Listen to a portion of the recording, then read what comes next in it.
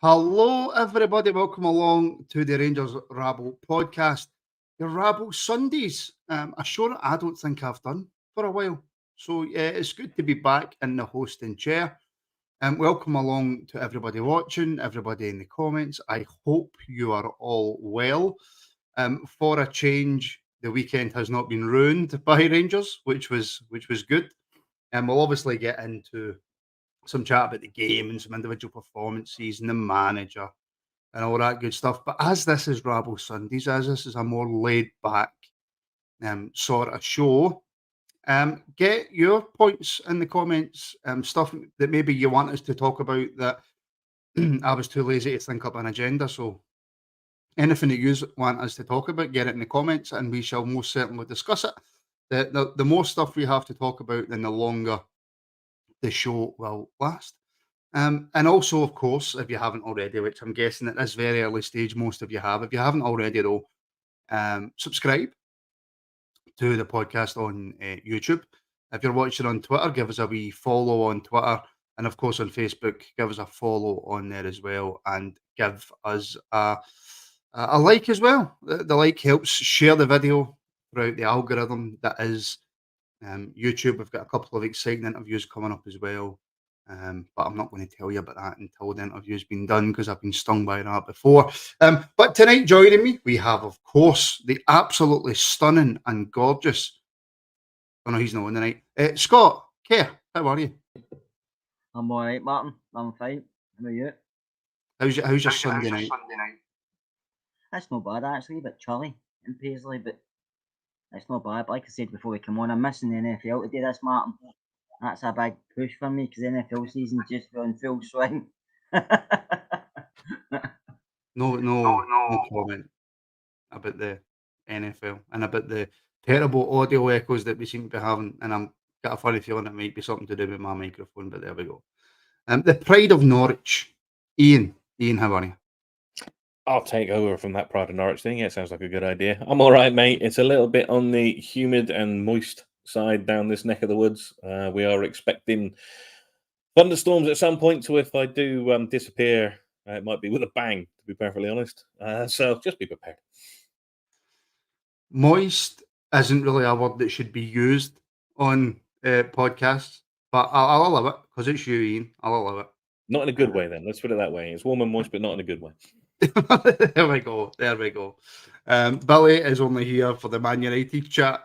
Oh, Billy, I wish. Do you know, this is the first time in my life that I wish this was a Man United podcast so I could absolutely tear strips off his Scott Kerr. But unfortunately tonight it's a Rangers podcast. And oh, by the way, that reminds me, at 9 p.m. tonight we have the Scottish Football Show, which will be hosted by everybody's favourite turkey teeth Robert. So if you want to tune into that, if you're interested in the rest of Scottish football, there will be no Rangers chat on the Scottish Football Show. It's all about the rest of the teams in Scotland, so I'll prepare you for that. But that's 9 p.m. tonight right here on the Rangers Rabble YouTube channel, Twitter, and of course Facebook. Hang on. I'm not taking that from Gallant. Scott's older than me. I know, but to be fair, you look older than Scott. A tough paper. I'm just being honest. Okie dokie. Right, Kerr. Yesterday, we got the win. Go back on mute just while I'm talking because there's a horrendous echo. We got the win. I thought to myself tonight I'm going to come on and I'm going to try and be positive. I'm fed up with all the negativity surrounding the team, even though it's been justified. Can I find a way to be positive about the 2-0 win in Perth yesterday? I've got a few things that I think, I've seen some positive signs there. I also seen quite a lot of the same negatives that we have seen, but at the same time, this isn't an overnight fix, Kerr, is it? No, it isn't, Martin. But we can all sit here and be critical, and we can all sit here and talk about the manager because we've done that for the last couple of weeks. And if it came to the crunch, we'd all probably say we want them changed, but it's not going to happen at this point. So we have to look for some positives from yesterday. Yeah, probably people watching didn't think it was many, but make up your little moment is damned if he does and damned if he doesn't. I thought made a kind of good statement when making so many changes. I thought they were welcome, to be honest with you, but I thought the players looked nervous. I thought a lot of the play was quite safe because they were scared to make mistakes, because they know if they make a mistake, the pressure's going to intensify even more than it already is. And the players know about the pressure at the moment. They know they're getting criticised. They know the manager's getting criticised. Don't kid yourself. They know that. So listen, we get 3 points. We got a clean sheet. I thought we scored the first goal, and I thought we kind of went back into our shell a bit. And the start of the second half, St Johnson weren't great, but they seemed to pressure us for 15, 20 minutes, and you're thinking, are we going to concede here? And then we got the second goal once he made the substitutions, and after the second goal, and Martin, it's like you get a slight boost of confidence. I'm not saying a great boost, but they get a slight boost, and we could have finished the match off 3 or 4 with chances we had. So I'm looking at the positives. We won 2-0, we get 3 points. I'm not saying it's a step in the right direction, it's a small step, because anything other than 3 points yesterday was a no. So I'm just looking at it like that. It's a small step in the right direction, but we'll have to keep going that way. Yeah, and I had a wee bit of audio problems there, and my screen went a bit blank. But however, I got most of your point. Before we carry on, Ian, very poignant in the comments, John Scott Ranger. Evening, guys. A word, please, for the late, great Ronnie McKinnon. Now, obviously, Ian, we were all too young probably to see Ronnie. So, the best thing that I can say is, our thoughts and wishes go out to Ronnie's family. Yeah, very much echoed. Probably more my dad, my granddad's era. They'd probably both sit me down and tell me every last. There's always. It's a sad occasion as it is. It is quite good when you see on socials that the pictures of him going out.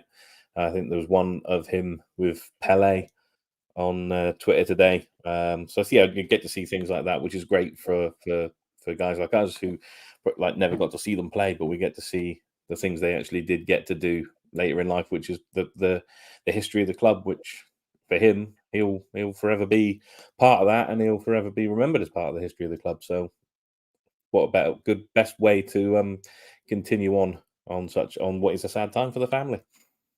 And I suppose, Keir, that same thing goes for about 99.9% of ex-Rangers players. It's no consolation to the family who have lost a loved one, but he will forever be remembered as part of the Rangers family. Yeah, he will be, and I think he last was at the club at 1971, 72, about the time I was born, and so I didn't know a lot about him, but he was a great servant by all accounts. He won a few league titles, a few Scottish Cups. He played, I think it was over 400 games, but he went about with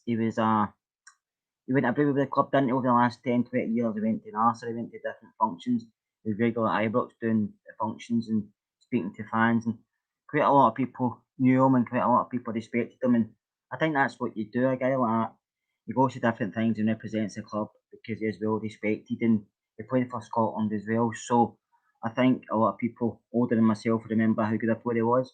I think he came to the club from a junior setup as a left winger, but he became a centre back for us. So listen, it's a sad loss, but like you said earlier, Martin, our thoughts go out to his family and all his friends in the club as well for obviously keep his name alive and keep it going, because he's one of the players who will be remembered.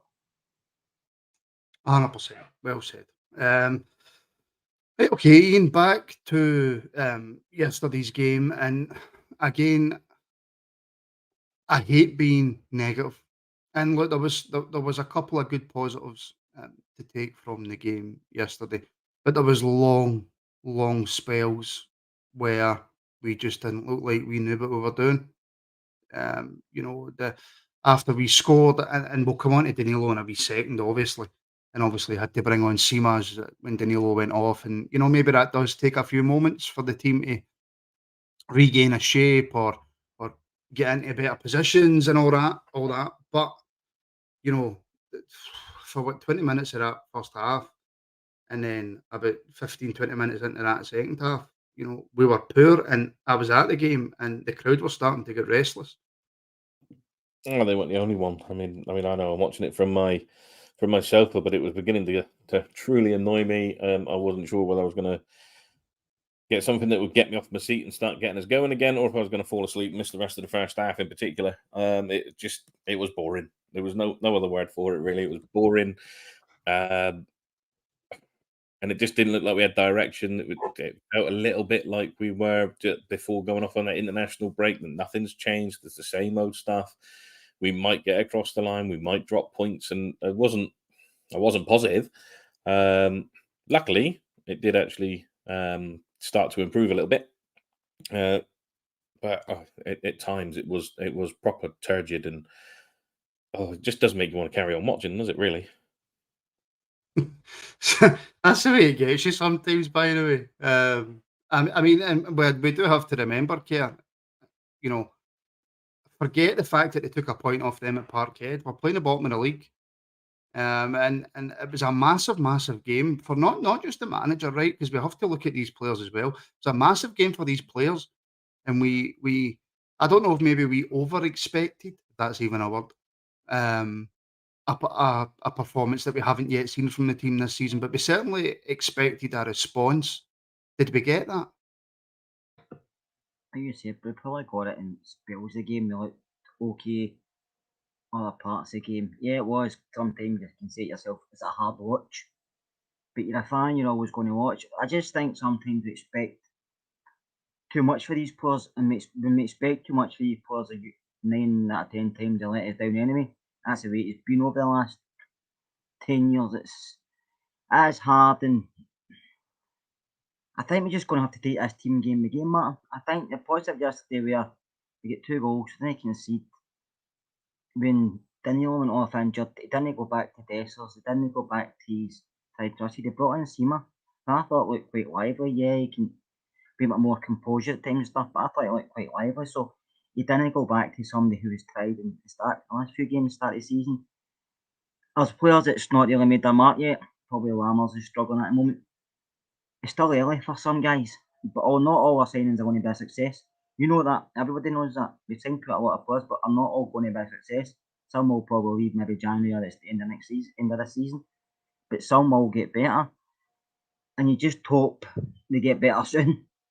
But I think it's just like we're all waiting to see what happens next. And if we get a draw, if we get a defeat, we want the club to react about the manager. And it might not be that way because I don't know if we can afford to sack him. That's just my opinion. Or is anybody out there to replace him? I don't really know. I don't know what the club are doing behind the scenes. But I think it's just a case of getting behind this team and just try to support them as best as we can. Yeah, it can be hard. It can be awful at times. But at the end of the day, we're fans of this football club for a reason. And we've only won 2 trophies out of 21. So we know what it's like. So there's no point in sitting here saying we should do better. We should do. Getting 3 points yesterday was probably the aim before we started the match, and that's what happened in the end. So we just have to look forward to Thursday and Mario on Sunday. I think it's just taking a game at the time with this manager and with this set of players. I don't think we can look too far ahead because you all end up getting roughly kicked between the legs because that's what these set of players usually do is when we put a lot of hope into them. I just got something in my eye there, and I can't get it out, and it's absolutely killing me. So I'm going to put this point to you, Ian, and then I'm going to go and run it under some cold water, because it looks like I'm greeting, and Saturday wasn't that bad. You know what I mean? If you want to help support the podcast, by the way, you can do it in various ways. You can become a member on YouTube here, like Brian has been for 9 months. Thank you very much, Brian. Just hit that join button below. Or is it a link in the description if you're on, I think, mobile. I don't think you can, there's a link below mobile, so it's in the description. Or you can send in your super chats, and Andrew has done just that. So, Ian, I'm going to take this to you, and what's going to happen is, right, I'll tell you this so that everybody else doesn't hear. You're going to answer, and then Ker's going to jump in, and you're going to have a wee back and forth conversation just while I kind of get whatever's in this eye out. So, Ian, Andrew says, maybe controversial, but we all saw their rebuild and wanted the same under Beale, but they looked into a world-class manager. We didn't. I don't know really about world-class, but he was certainly effective. Yeah, and he's proven that now that he's walked off and gone off somewhere else. He's still doing it, and let's be honest. I mean, Tottenham actually look like they're quite a decent football team now, which has been not the way they've been for the last few years. But we all wanted the rebuild. We got the rebuild. That's fine. Has the rebuild been successful? The only way we'll know that is come the end of the season when we get to May and see what we have or don't have in the trophy room. He's been given a fair bit of money in terms of what he spent. Yeah, it's kind of a break-even transfer window. We got a lot of money back in, but he still had to spend that money. Has he used it wisely? In some players, I think so. In some players, although I have backed them up, it's beginning to look less and less so. When he came in, they said they lucked onto a world-class manager. When he came in, we all ripped him apart, saying that, they just got this guy. He wasn't even their first choice. They panicked because Matey Boy went to Newcastle, and he didn't have a great start either. Sounds kind of familiar, doesn't it? And they tore it up after that. So there's still time. I am sitting on the back of hoping that actually does happen to us, and just something happens and it flicks a switch. There needs to be a lot more going on right now for me to keep believing that. But as Kerr said, we all support this club for a reason. We stick with them, and I'm going to stick with them. And Kerr's not had a chance to say anything, and it was because you made him cry with your big long speech, so I didn't want him to start again. But Kerr, you can have a go now. Feel free, Kerr. Listen, I've said quite a lot recently about the board and about the manager. I don't want to just keep repeating myself. Like I said, I don't think the manager's the right choice, but I said that before he came in, so I don't want to sound like a broken record and keep saying it. I think the board, if it was the board we've got just now, I don't think he would have been the appointment, but he was picked the previous people that was in place before the current board came into play. So I just think it's a case of they're going to have to we're just going to have to deal with this season, I'm afraid. I don't think there's a lot the board will do. I think unless it comes to the end of the season, like I said before, the Rangers board have never been proactive. We've always been reactive. We react after the event and after something's finished. Like if we could be over and then they react, don't do it beforehand because we don't want to. One of these clubs, people say we don't want to keep sacking managers. That's not a reason to keep somebody, by the way. That's just people say that because you don't want to be one of these clubs that constantly do it. But sometimes you have to do it, especially if they keep appointing the wrong choices. So I think it'll be just a case of we'll continue along until there's no more chances for him, or the board think there's not a lot else we can get out of this guy. So we talk about the money we spent. I mean, 3.5 million in Lammers sounds a lot of money to us. But Martin, Ian, in football terms now, that's pennies. It's pocket change to some teams. So, but it's a lot to us. So you say... Hold that point. And I know that I can't really jump in when you're talking because of that horrible echo, right? But I'm going to put this straight back to you, Keir. Yes, 3.5 million in the grand scale of football isn't a lot of money. And I actually want to come on to talk about Lammers because I seen something yesterday that I thought, yeah, we've got a player there, right? So not just Lammers, but in general, 3.5 million, 4 million, 6 million even in the grand scale of football isn't a lot of money. But in the SPFL it is, Keir. You're bringing these players in for 3 million, 5 million, 6 million. They have to perform in the league. Feel free to come off mute. I thought you were going back. You're probably right to a point, Martin, but because it costs that doesn't mean they're going to come in and be any better than what we've already got, just because it costs £3.5 million. Do you know what I mean? Sometimes there's players out there on your doorstep, as we all know. Sometimes there's players out there for free. Listen, the board's backed him this season. He's given the money he's wanted. He's probably tried to get other players, couldn't get him, so he's been maybe second or third choice. Some have probably been first choice, to be honest with you. Some players come to Scotland from other leagues and it doesn't work for them. I've seen it before with other players that came here. They've been really good players and it doesn't work. I don't really know what he's trying to do with Lammers, to be honest with you. I don't know where he fits. He reminds me a wee bit of Rabble. He seems quite tender. He seems quite lightweight. But I thought that Rabble when he first came in and he turned into the second half of the season, he kind of hit it and turned into a really good player. So I'm hoping he does the same. He's got good touches in the ball. He's technically he's good. His awareness is poor. Like I say, he just needs a wee nudge and he's off the ball. So it depends when the manager's going to use him. You look at something like Tom Lawrence, who's been out nearly a year. I thought the first half he struggled to get into the game just because he's been out for a year.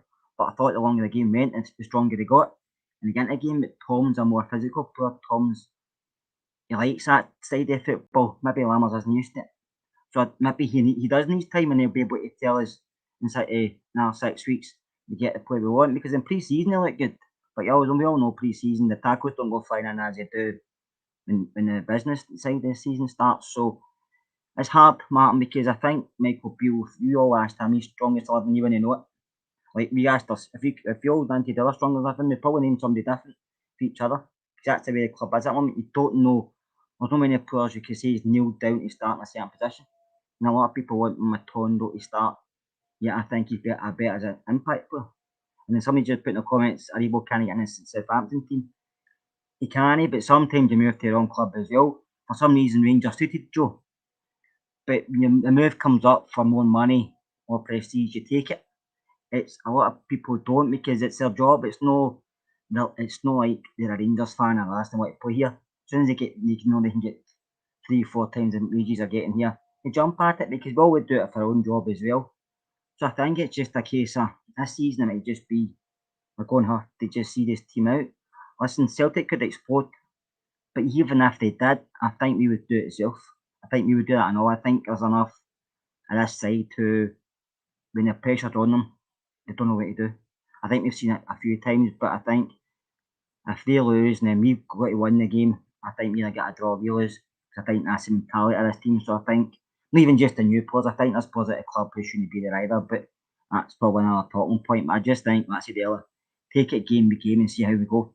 I think that's what the board's going to do with manager until they can figure out what the next move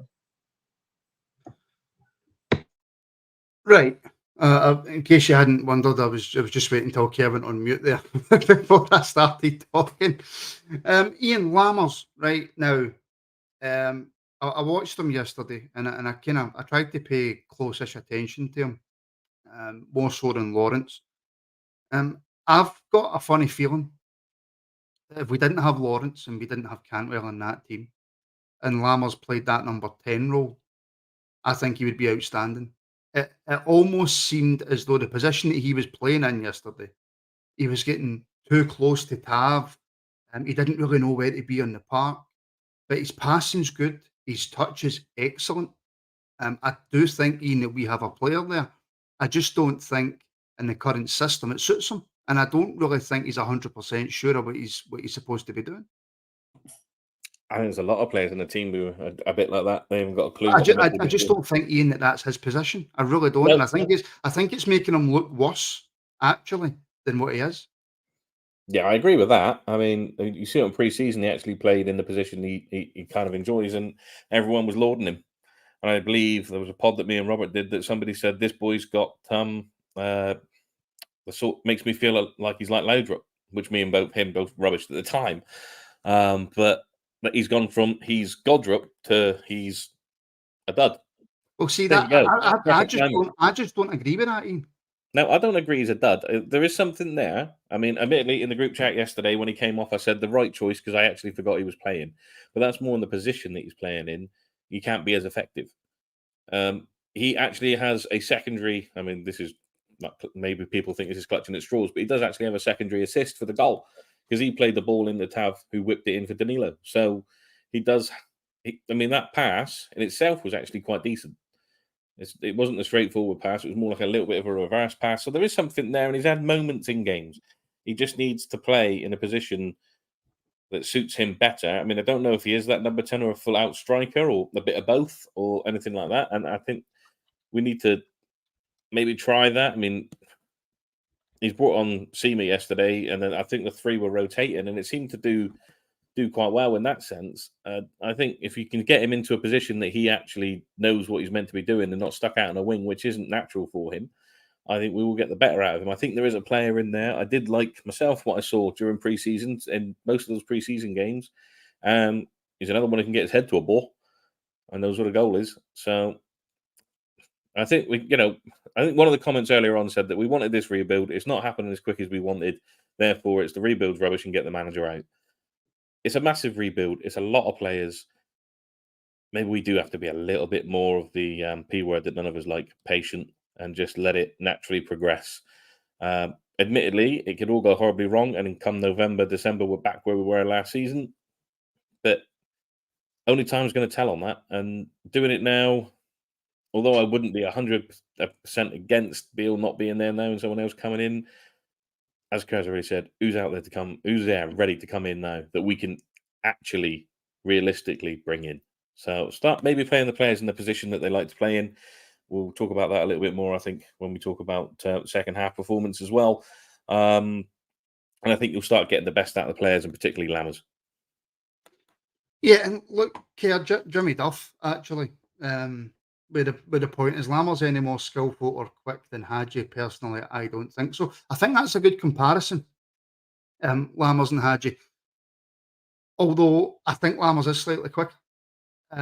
But for me anyway, you either play Lammers as a secondary striker or you play him as a number 10.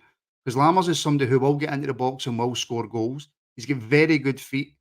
And although I don't think he's maybe as good a passer or a creator as Hadji, I still think he can do that job.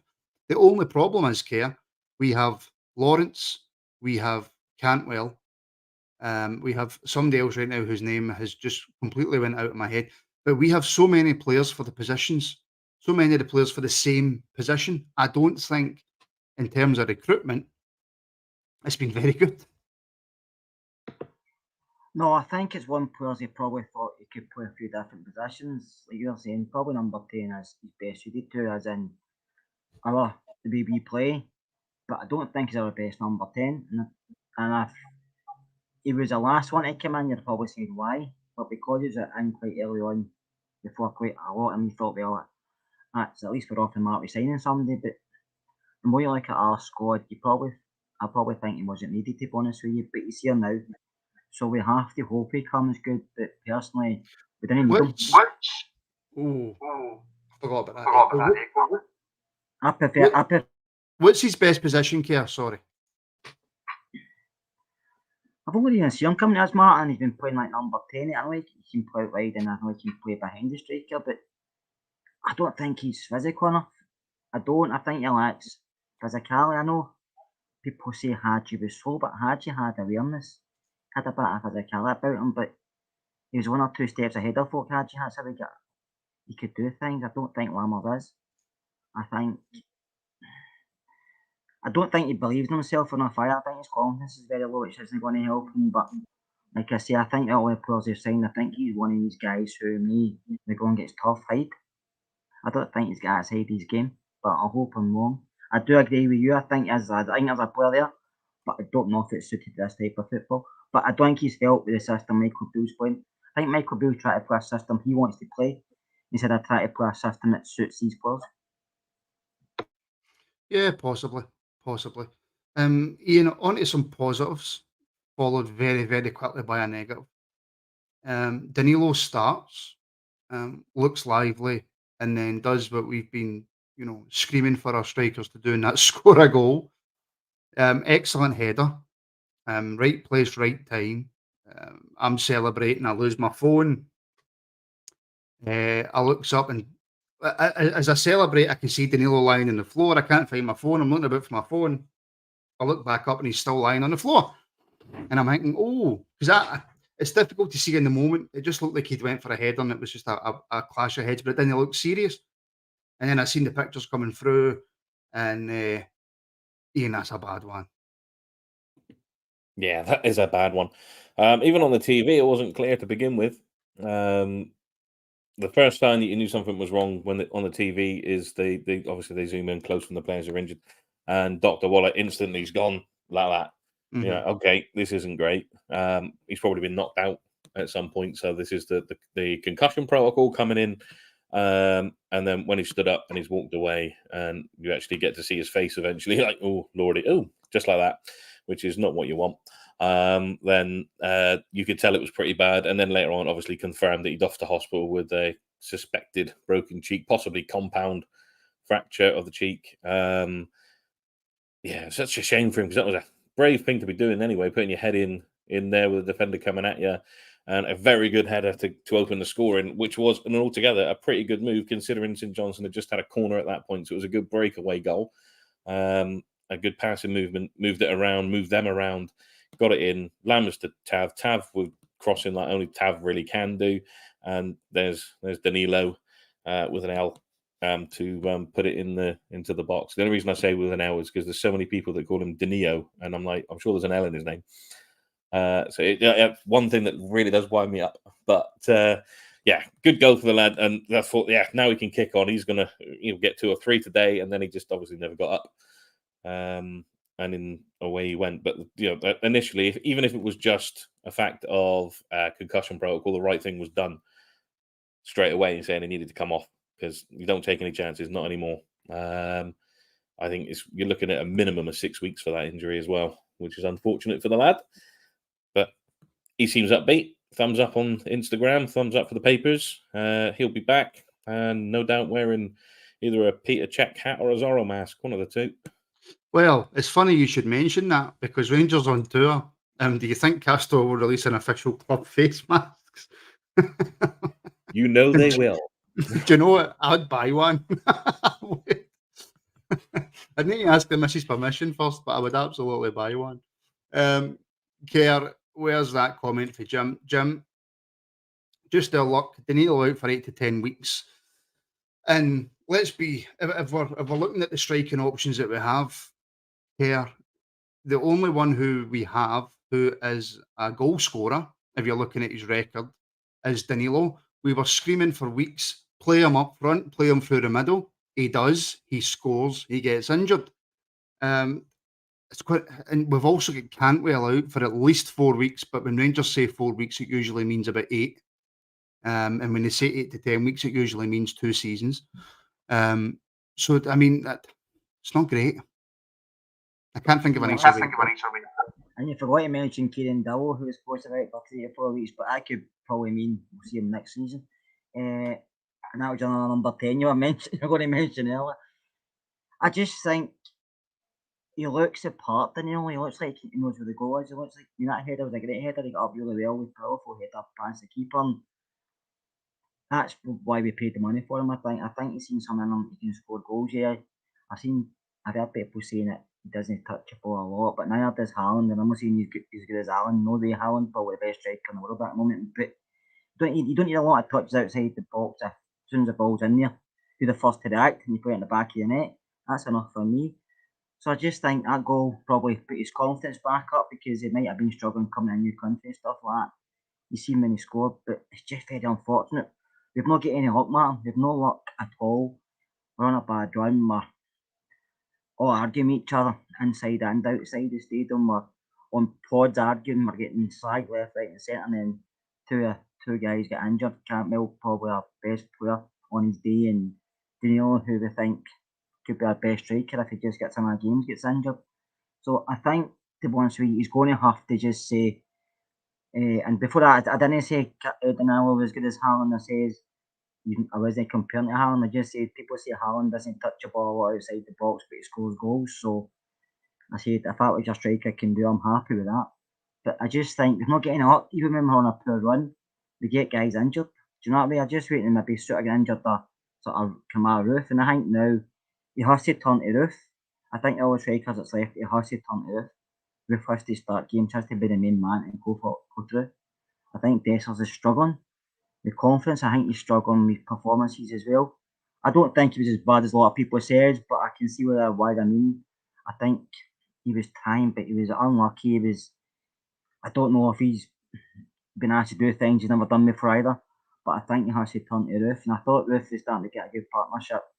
Bissima, I thought the two of them can hit it off, because both of them good going forward.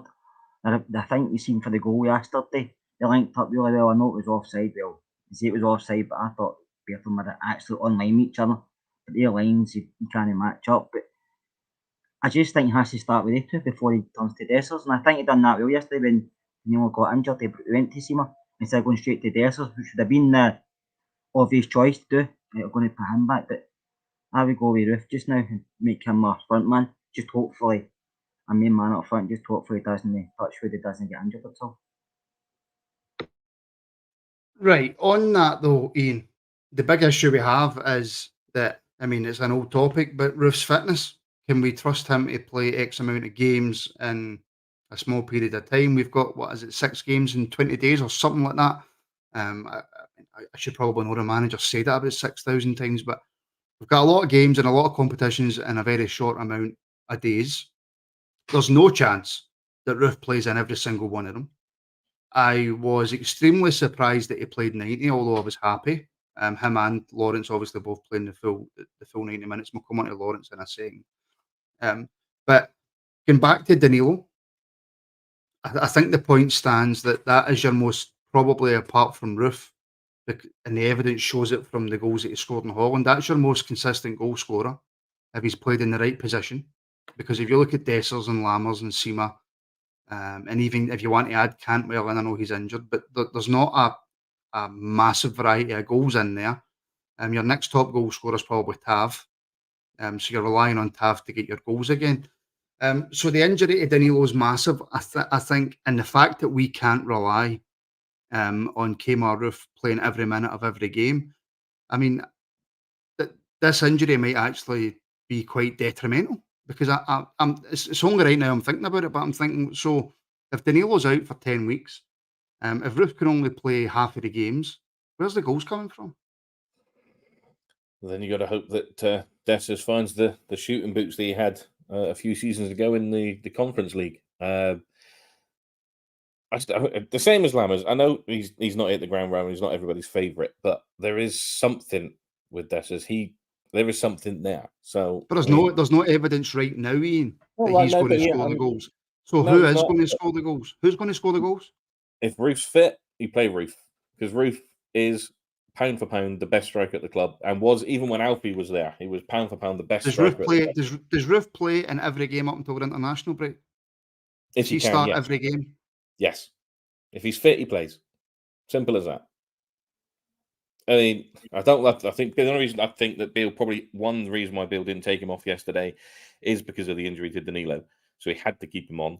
Or after the Old Firm game, he's just freaking terrified to substitute Roofe because he doesn't want that reaction again. But I think probably more to do with the injury to Danilo was why Roofe stayed on. Because I think if he was still there, Danilo, he carries on and he plays the full 90 and Roofe comes off just to give Danilo minutes. So I think he was kind of forced into to doing it.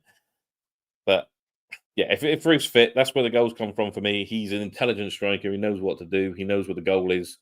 And if it wasn't for his injury record, we've all said it, he wouldn't be with us. He'd be banging him in the EPL for someone somewhere. So if he can manage to put one foot in front of the other faster than walking and doesn't have a limp, he starts. I mean, that's all well and good, Care. Saying that, if he's fit, he starts. But there's absolutely zero evidence, and I mean zero evidence, to say that Roofe can play a certain amount of consecutive games. There's so basically what you're saying is then, right, apart from maybe the cup game, but you probably want to play him in the cup game because you know what you're going to get off of Livingston.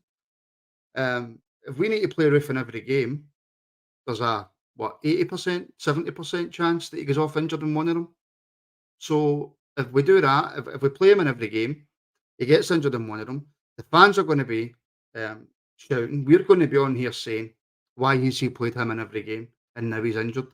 So, I mean, what do you do with that? And if that does happen to Roofe, and by the way, I'm only talking about this because it's a massive possibility because of the evidence. Who scores the goals? Where's the goals coming from? Penalties for Tav. I think I think you have to play him. See if he's fit, you have to play him. There's no point saying, but if he gets injured, until that happens, you have to play him. If he gets injured, he gets injured. We know the risk we're taking. But if he's fit, you play him. You have to.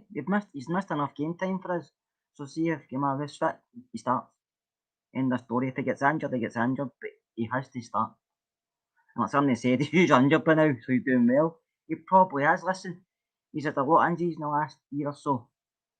But maybe just a run of games will help him. I don't know. If he's still fit, I start him. So I do it. But somebody said in the comments, Martin, a little back, that Michael Beale doesn't look as confident as he has been. And I see that myself. He's not get the same kind of mannerisms coming from him. Doesn't seem that wee bit of confidence coming off him, wee smile, wee bit of laugh. He seems more withdrawn. I don't know if you've seen that. He doesn't seem, even when he's talking, he doesn't seem as the confidence going away from him. He seems more.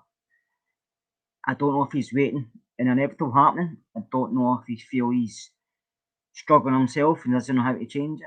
I don't know, but I don't find that same when he came through the door. I'm going to do this, we're going to do that, or just talking, and try to fill us with confidence. I don't feel that from him anymore. And if that's the case, maybe it's best to look at him sooner rather than later. You don't want a manager sat in the dressing room that doesn't look confident, because that can affect the players just as much as a manager overconfident. I mean, I know. By the way, my wee rants normally come when things just come into my head, and I hadn't even thought about who's going to replace Danilo. And by the way, I'm saying all that as if Danilo's scored hundreds and hundreds of goals for us, and he hasn't, because he's not really been played in the right position. But yeah, it's just a worry for me going forward. A massive positive actually, Ian, from the game was the performance of Tom Lawrence. There was times when he misplaced a pass, and he still doesn't look anywhere near 100% match fit, but that's to be expected. But again, he came in, he started the game, he played the full 90 minutes, and he showed moments of real quality. Yeah, he did, and especially in the second half once he moved positions and was put into his more comfortable position again.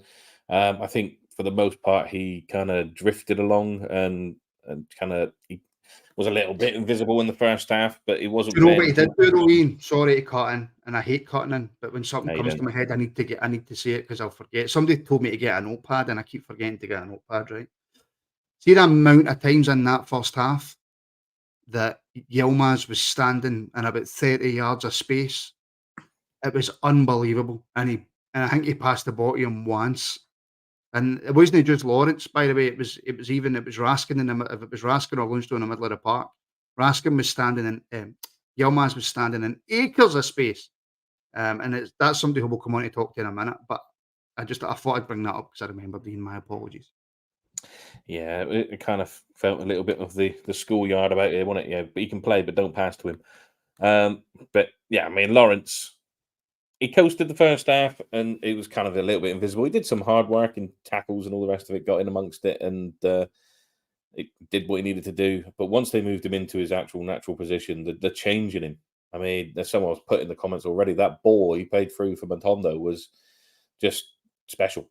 I mean, there's not many people on the pitch that could do it. And the bit that was good about it is it wasn't touch, what's going on, pass. It was, I got the ball. There's Matondo. He's running, pass, in, bang, goal, which is something we don't do enough of. But I think once he actually got into his position, his game just changed, and he started to look a little bit more like the Lawrence that we'd missed all of last season. Because which particularly with Cantwell being out, we need someone to step into that position. Whether it was going to be him or Lammers, well, I think that he's kind of proven that now that he's the man to step into that position. Yeah, I'm glad to see him back. Like you say, his match fitness isn't there, but what you expected, it's been a year. So hopefully a few more games, get a few more games under his belt. I mean, the fact he played 90 minutes as well, like you said, was actually quite surprising considering it was his first full start. But that's 90 minutes in his legs, and as long as he doesn't have any adverse reaction, long may that continue, because I've missed him. He's a decent player. You said that, and I I've missed him. It's just in a kind of relief way. Well, yeah, because we've missed a hell of a lot in the last 18 months, I'll tell you that. I don't know why that's tickled me. I missed him. Sort of resignation about you.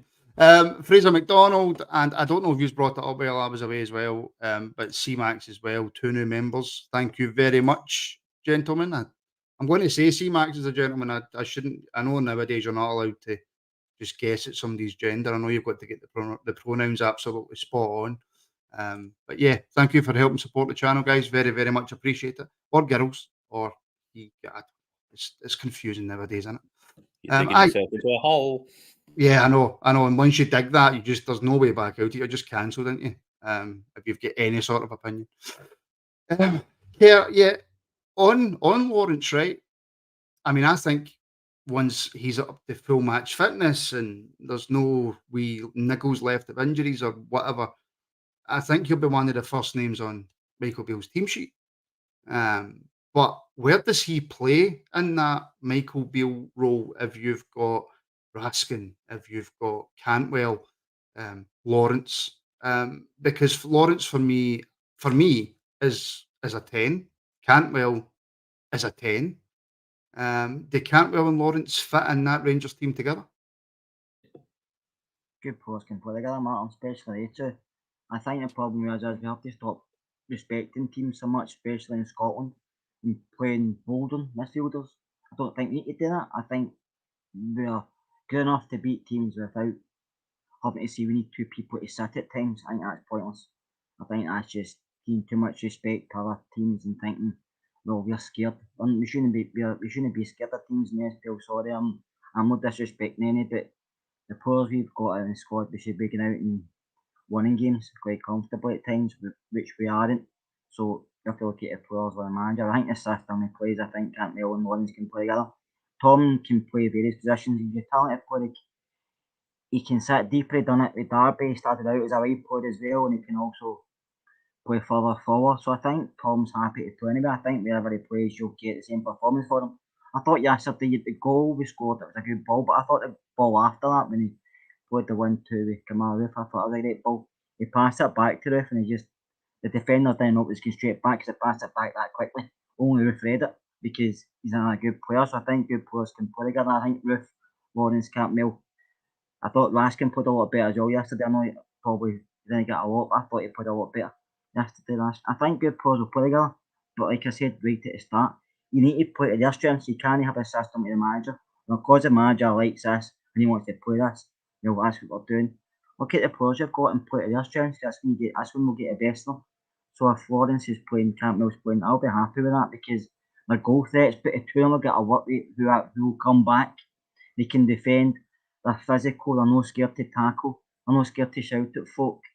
When they lose a ball, they try it back. They don't stand there and want somebody else to get it. So I'm happy the two guys playing in the middle of the park. And somebody mentioned, I know I'm talking here, Martin, Bailey Rice. Bailey Rice will never get a chance at Rangers as long as Michael Beale is manager because he prefers people like John Lundstrom. And no disrespect to John Lundstrom, but we'll have to be careful with Bailey Rice because I think Bailey's get that Nathan Patterson thing. I think he can take a step up very quickly.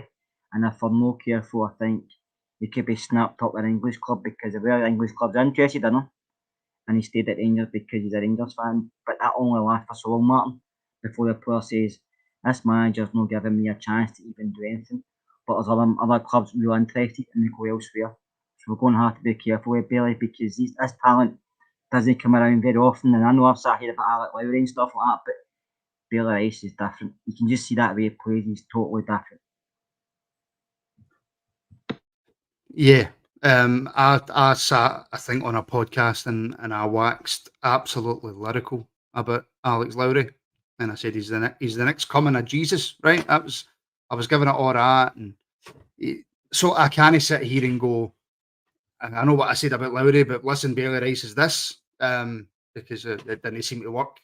But, Bailey Rice is an outstanding talent that if he was at Barcelona, if he was at Arsenal, if he was at Man City, then he would have probably a better chance and a better pathway into the first team than what he will have at Rangers, if I'm being honest. I hope I'm wrong, and I hope throughout this season he gets a chance and Michael Beale makes us eat our words. But I seriously doubt it. And I think that's another one that will slip through the net, go down south, and carve out a very, very decent career for himself because I think he's an absolutely cracking player. Just before you move on to the next bit, right? I said this after the England-Scotland game. I said this on Twitter. They were talking about Jude Bellingham. Scotland were at home. I've got a thing about that. Yeah. Sorry, I'm just because of where I live. I've just got an OCD about stuff like that. Well, it's like me and the Danilo thing. Not mentioning the L and then it does my nut. But during that game, they were talking about Jude Bellingham.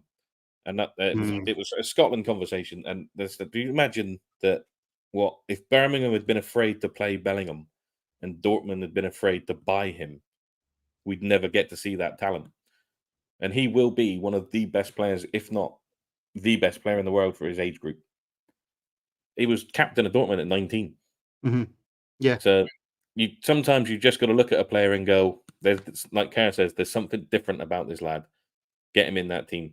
And unfortunately, I also agree with Kerr that while Beale's there, that's not going to happen for Bailey. And yeah, and I hope, like I say, Ian, I sincerely hope that Beale proves me wrong and gives him minutes, but gives him minutes when it matters. I think that's important. It's all right coming on and we haven't really seen it yet, but it's all right bringing him on when Rangers are 3-4-0 up at home against Livingston or St Johnstone or St Mirren, because there's not a lot of pressure on him then. You know, bring him on when we're only 1-0 up or it's 0-0 and there's half an hour, 40 minutes to go in a game and see if he can make the difference. But it goes back to the old argument, doesn't it? The pressure that Beale's under. Is he going to, and it sounds crazy, is he going to stick with what's not working rather than try something different? We'll wait and see if that is the case. But what we've also done, and this has happened before, and I apologise to everybody watching, the Rangers dad jokes are back, and some of them are really bad. But I'm going to bring some up, right? But I just want to apologise in advance for how poor these Rangers dad jokes are. David, I identify as a millionaire, but my bank refuses to acknowledge it. And probably the worst one, because a lot of them have disappeared, but the worst one is from test video. I identify as invisible. I'm transparent. I mean, that's just poor, isn't it? That's just that's just really, really poor. But for some reason, it hasn't it's tickled me. That's the best one, not the worst one. That's the best one. Yeah, it's the best, worst joke. But yeah, if you've got any transparent jokes that you want to throw in, then please feel free.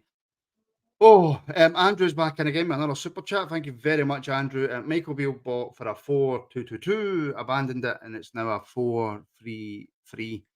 I'm not a tactics guy, Ian. But do you want to take that? You look like a football manager, man.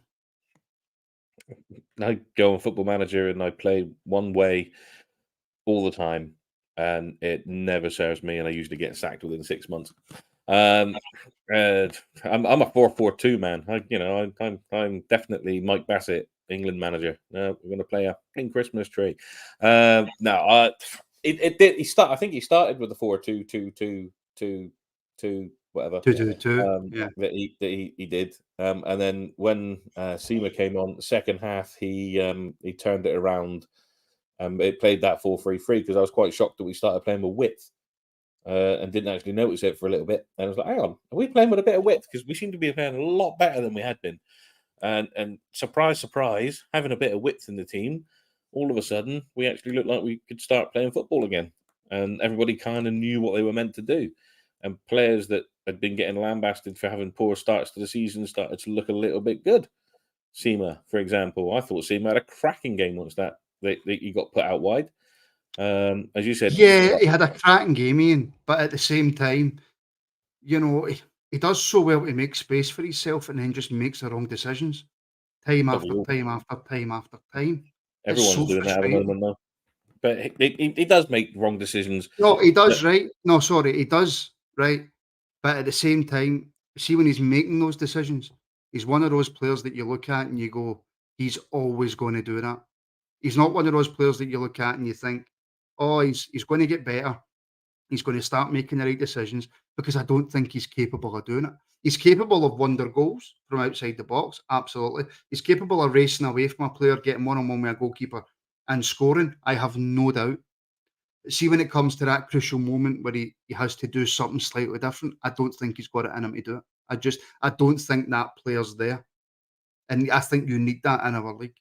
I'm going to slightly defend him. First half, first chance he got, he knocks the ball past. He has a shot when really he should have cut it back for someone to pop it in the net. Second half, same thing, cuts it back, Roofe scores. Not given, but yeah, that's learning. He could have done the same thing twice. He didn't. So I'll slightly defend him on that. But yeah, I get where you're coming from. He's going to be one of those infuriating players. Well, 1 minute he's going to do a bit of magic, and the next minute he's going to trip over his own feet because he doesn't know what he wants to do. But he's young, and hopefully I mean, again, it's one of those. He went to Brighton. Brighton don't pick bad players by all accounts, from what I've seen, particularly going forward. Yeah. Hey, I mean, they done me wrong on the Super Six, because I had Brighton to win 2-0 and they went and scored 3. Again,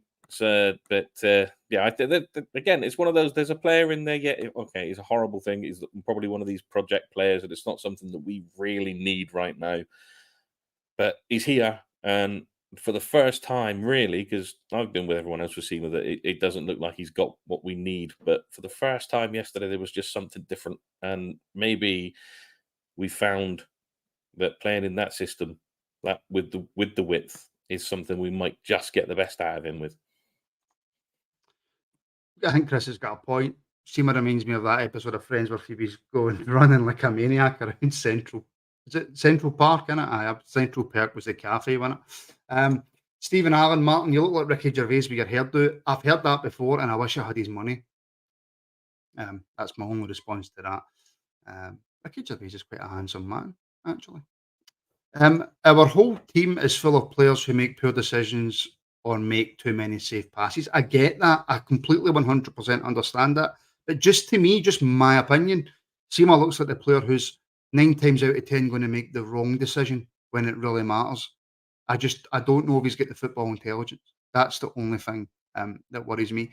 Here, to finish up, a player who everybody seems to be talking about, and I'm just having a wee swatch to see if there's any more Rangers dad jokes, but I don't see any. If you've got any more, I mean, that's a Rangers dad joke right there, saying I look like Ricky Martin.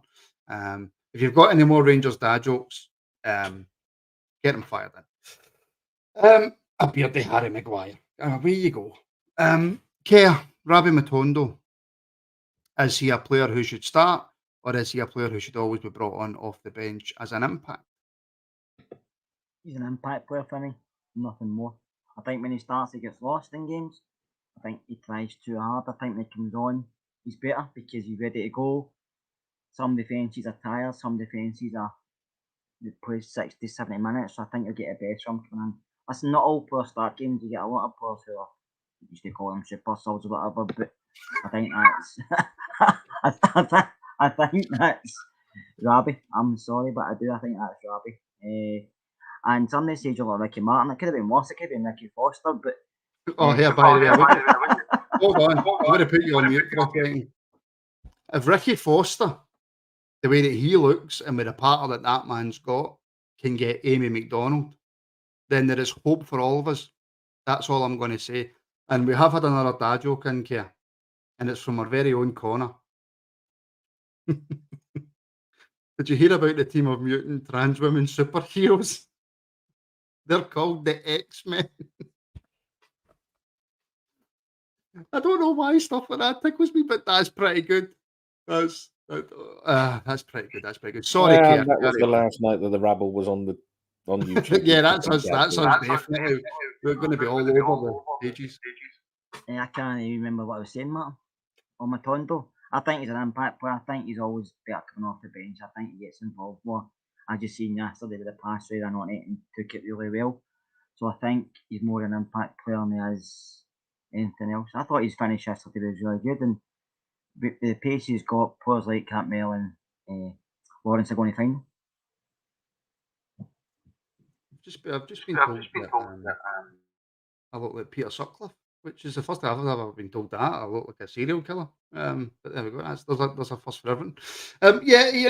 I hear the debate all the time about Matondo because, it's difficult, I suppose, when you play a full 90 minutes to look good for a full 90 minutes. I get that argument, right? And no doubt you've seen another joke here.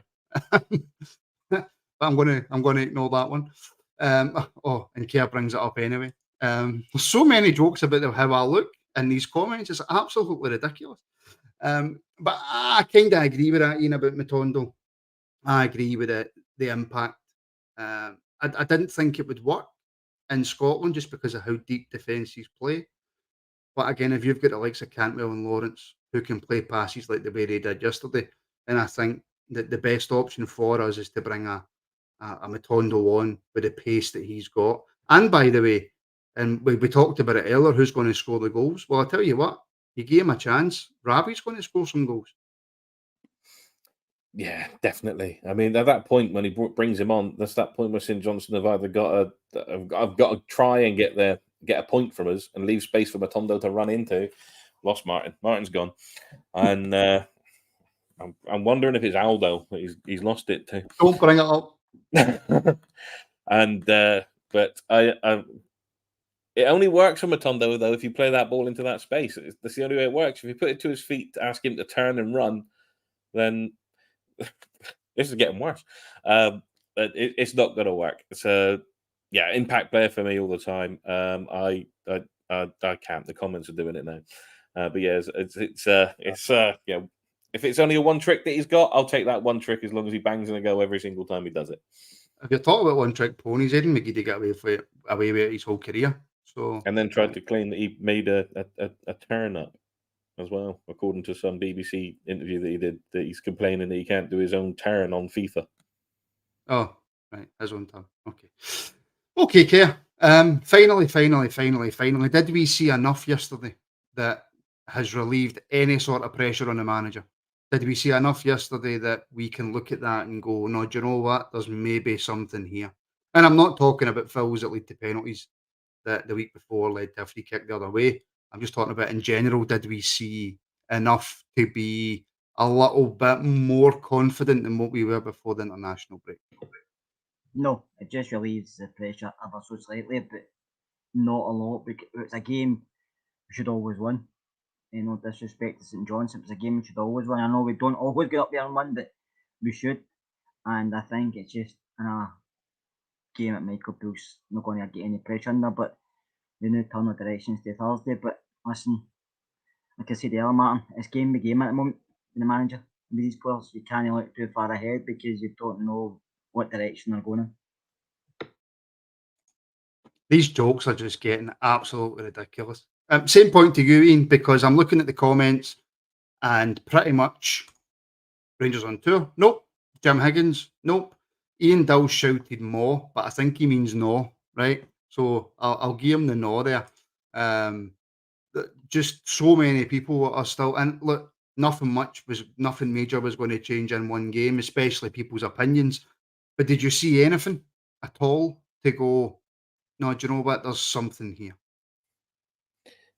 I thought I did, little bits, just a few moments where we were speed of play and all the rest of it. But was that because we changed something, or was that because St Johnstone were just getting tired and looking for the points? Overall, we haven't seen enough.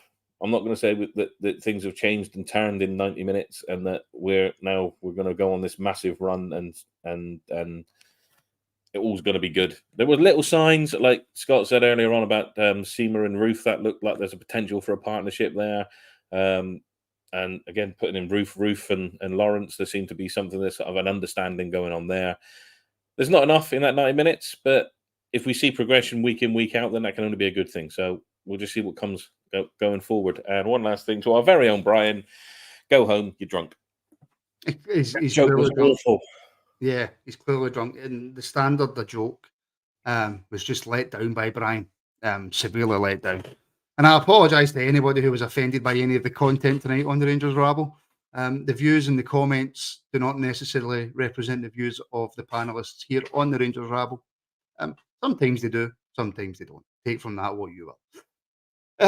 Thank you, everybody, for tuning in. I greatly appreciate it. Remember, the Scottish Football Show is on at 9 p.m, so in 24 minutes, right here on the Rangers Rabble YouTube channel, Twitter page and Facebook page. If you haven't already, please leave a like. And of course, if you haven't already, please subscribe. Thank you to everybody in the comments. Thank you to Scott Kerr. Thank you to Ian McDougall.